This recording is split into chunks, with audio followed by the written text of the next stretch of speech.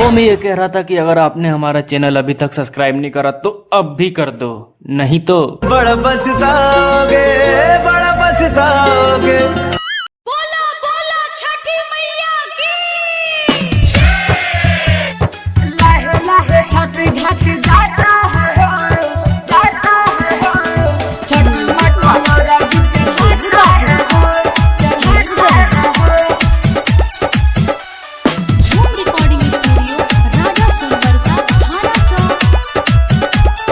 जाता है छोरा भोरे छे देख पड़ाका, भैया मचल छै धूम धड़ाका, भैया मचल छै धूम धड़ाका। छोरा भोरे छे देख पड़ाका, भैया मचल छै धूम धड़ाका। सब घाट को सजा के डीजे टेंट लगा के, सब घाट को सजा के डीजे टेंट लगा के दौरा माथे ले जाता है वो। लहे लहे छठ घाट जाता है हो, छठ माँ को अर्घ चढ़ाता है हो। लहे लहे छठ घाट जाता है हो, छठ माँ को अर्घ चढ़ाता है हो। लहे लहे छठ घाट जाता है हो, जाता है हो। छठ माँ को अर्घ चढ़ाता है हो, चढ़ाता है हो। देखे में घाट सबके लागे गजब के, मना भावे छै उहाँ जाई के सबके। पूजा करे छै सब माई के जब हो, सपना पूरा छठी माई सेवक के, सपना पूरा छठी माई सेवक के। देखे में घाट सबके लागे गजब के, मना भावे छै उहाँ जाई के सबके।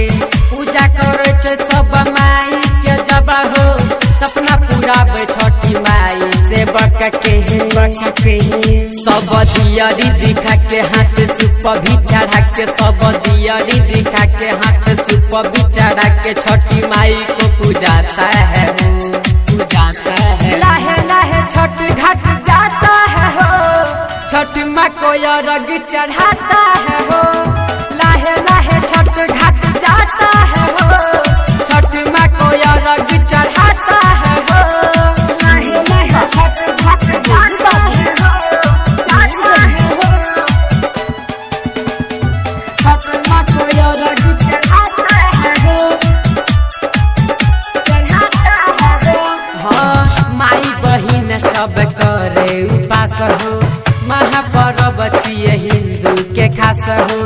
माई के पूजा सब करे छे भैया, राइटर नीतीश राम रूपेश विकास हो, राइटर नीतीश राम रूपेश विकास। माई बहिन सब करे उपास हो, महापर्व छिए हिंदू के खास हो। माई के पूजा सब करे छे भैया, ठाकुर नीतीश राम रूपेश विकास हो, रूपेश विकास हो। गुड्डू संजीव को लेके धीरज अवधेश को लेके, गुड्डू संजीव को लेके धीरज अवधेश को लेके राहुल छठ घाट जाता है हो। लहे लहे छठ घाट जाता है हो, छठ माँ को अर्घ चढ़ाता है हो। लहे लहे छठ घाट जाता है हो, सूरज